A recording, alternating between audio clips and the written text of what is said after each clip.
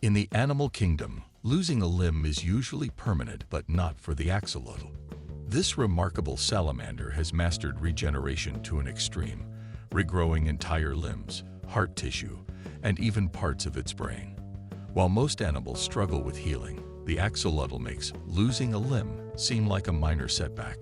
So how does this little amphibian pull off such an incredible feat? Let's explore the fascinating science behind its extraordinary abilities. The marvelous limb buds, tiny but mighty. Before we get into the mind-boggling process of regeneration, let's rewind and talk about how limbs develop in the first place. It all starts in the early stages of development when little bumps known as limb buds form on the animal's body. These tiny buds are packed with progenitor cells, basically a bunch of tiny molecular workers that can transform into a variety of tissues like muscle, cartilage, ligaments, and tendons. At this stage, the limb is essentially a tiny, squishy starter pack for the more complicated structures of your arm or leg. As the body develops, these cells multiply and specialize. Then, nerves grow into the limb from nearby cells, ensuring everything works smoothly. Blood vessels, of course, also join the party to deliver oxygen and nutrients, fueling the limb's growth. A salamander's secret, regenerating limbs like it's no big deal. Now here comes the real magic. When an axolotl loses a limb, whether by accident or because it's feeling a little too adventurous, the process of regeneration begins almost immediately. While other animals would mope around with their missing limb and probably just deal with it, axolotls shrug and get to work.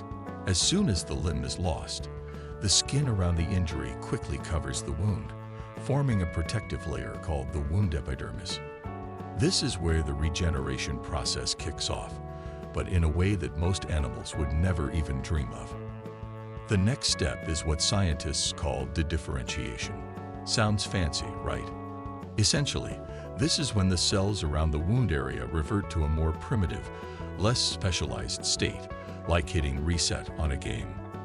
These now undifferentiated cells can turn into any number of specialized cells, like muscle or bone, depending on what's needed. Unlike humans, whose stem cells tend to lose their regenerative powers as they age, axolotls can keep those stem cells firing on all cylinders. When a limb is lost, the salamander's body signals these stem cells to reactivate, transforming them into the cells needed to rebuild the missing limb. The birth of the blastoma, the real MVP. At this point, things start to get a bit more technical, but hang in there. This is where the magic truly happens. The cells around the injury site start forming a structure known as the blastoma. Think of it like a temporary limb bud made from recycled, repurposed cells rather than fresh new ones. The blastoma is the powerhouse of the regeneration process, containing all the necessary cells to form a brand new limb. In a way, the blastoma is like a tiny construction crew working around the clock to rebuild the lost limb. It organizes the cells into muscle, skin, bone, and nerve tissue to create a fully functional limb. The nerves and blood vessels work their magic too, delivering oxygen and nutrients to the injury site as the regeneration progresses. Over the course of a few weeks, the axolotl's missing limb begins to grow back. It starts as a small, translucent version of a limb, almost like a little baby version of what was there before. And just like that, no big deal. No scaring, within about 6 weeks, the axolotl has a brand new limb that's ready to go. The mysteries behind regeneration. How do they do it? As incredible as it is, we still don't fully understand how axolotls manage this feat of regeneration. One of the biggest mysteries is how these creatures know what part of the limb has been lost. How do they figure out how much of the limb to regrow? And how do they know when to stop, preventing the new limb from growing out of control, like an overzealous weed in a garden? One possible answer is that blastoma cells have a type of positional memory. This means that these cells can somehow remember where they are supposed to be, making sure that each part of the limb grows in the right place. So if an axolotl loses its foot, the blastoma knows to regrow a foot, no need to start from scratch with a whole new leg.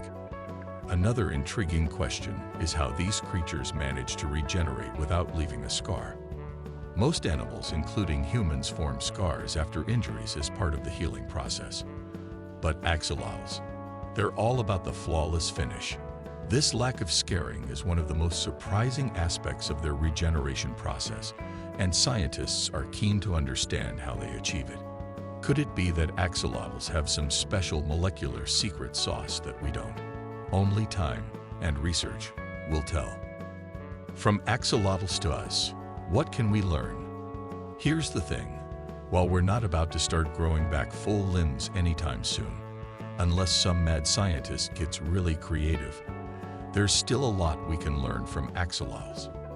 For one, their ability to regenerate tissue could have major implications for human medicine, particularly in the realm of organ repair and regeneration. In fact, research is already underway to figure out how we might one day apply the axolotls' regenerative skills to other animals, and maybe even humans.